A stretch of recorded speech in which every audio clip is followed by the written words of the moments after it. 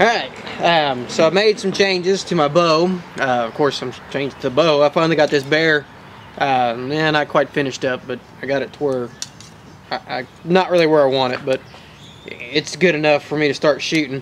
And the reason I switched to this one is because it's got a rotating module on it, and it will go down to 60 pounds, where my Nightmare will go down to 60 pounds, but it does not have a rotating module. So I've shortened my draw length up from 27.5 to 26.5.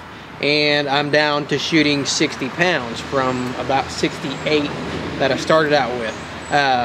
This one also has, on my stops up here, instead of coming around and hitting my limbs, they hit my cable. So we got a cable stop on this thing rather than a limb stop. And this is the first shot that I've gone through with this thing at such a short draw length. So this is going to be a little unusual, but per some advice that I've got on Archery Talk and through some other guys, I've got my release set up a little bit differently, and I'm going through a different rhythm when I start. I'm going to start by pointing at the target, directly at the target, pulling straight back. I'm going to my anchoring position, and then when I get to my anchoring position, I'm actually going to go down to the sight, and at that point, that's when I'll take my thumb off of this post, which will allow my hinge to be, or allow my hinge to rotate. It won't rotate when I got my thumb on that post. And from there, I'm just going to start pulling back through my elbow, my shoulder, and trying to use Gribb's method of sliding my hand back and getting this thing to go off. So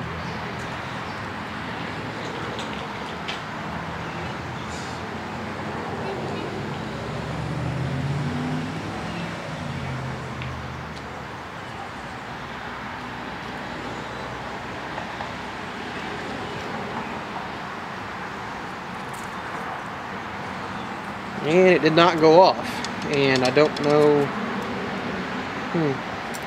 what I did wrong on that one. I was sliding everything back, did everything right. Maybe it's got something to do with the shorter draw length.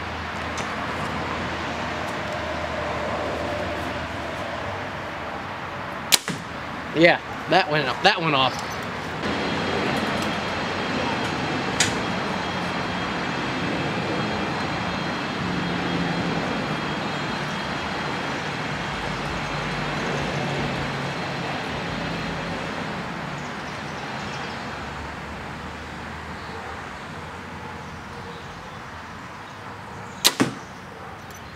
So that's about how I want it, and I'm really working on my posture right now too, keeping my weight forward, not leaning back, and keeping my forearm extended, pointed toward the target.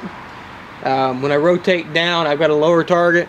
I'm working on rotating at the hip rather than dropping my bow arm, so I keep a nice T shape when I am shooting.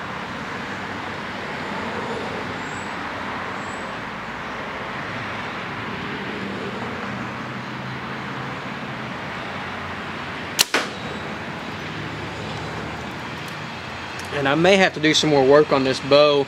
I literally haven't even timed this bow yet or done anything really to this bow yet, and it feels like my back wall is a little bit, yeah, I'm a little bit off. My cams are not quite hitting at the same time.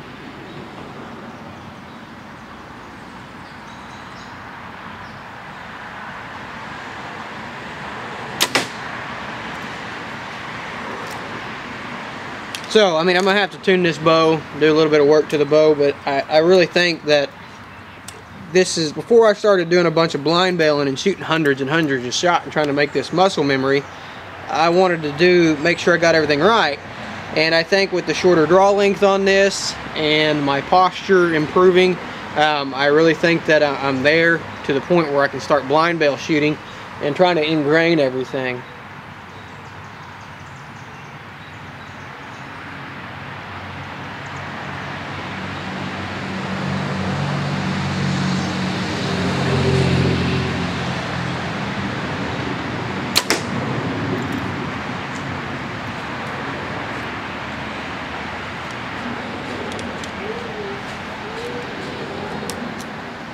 The biggest thing I've got to get out of is the speed game. You know, like everybody else, I want my bows to be fast, and that's one of the reasons why I'm hesitant to lower my draw length.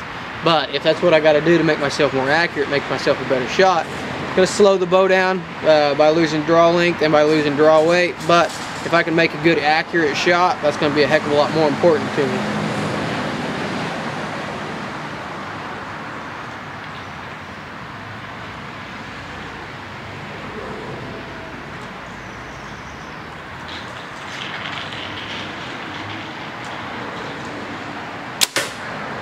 Oh, I just smacked another arrow. That's great. I'm blind bailing and I'm not even really aiming for a spot, and I just happened to smack another arrow. That's awesome. Looks like I Robin Hooded it.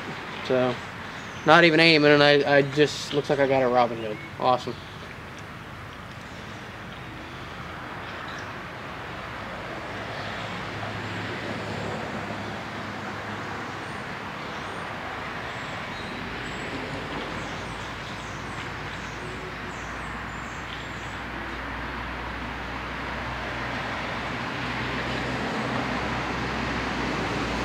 Okay, didn't get her to go off that time. And if I don't get it to go off, some people have told me if you don't get it to go off 3 to 4 seconds, let down. But my biggest problem before was getting right on the dot and firing and punching my release. So I want my, instead of going 3 to 4 seconds right now, I'm giving it about 7 seconds. Because that 7 to 8 seconds is, I want to really float on that target or that dot, and I want to hold on that dot. And right now, you can see I've got my peep sight turned intentionally to where I can barely see through the thing. And the reason I've done that is so I really can't see what I'm aiming at. I know I'm aiming at my target, but I really can't see a dot on the target. So I've kind of set myself up to where I have to blind bail shoot. And I still got a Robin Hood, but I guess that means I'm doing something right.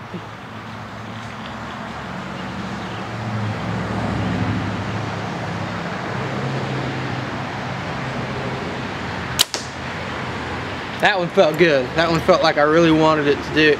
And you notice me after I drew back, I felt myself leaning back, so I had to slide myself forward. So hopefully I'm doing things right, because this feels right and it feels like the way I want to shoot. So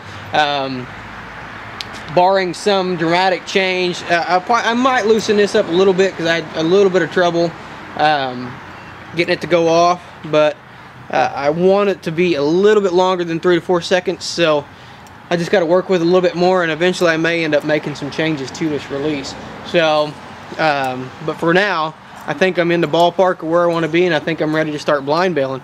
And I really won't film me blind bailing, because that's just hundreds and hundreds and hundreds of shots.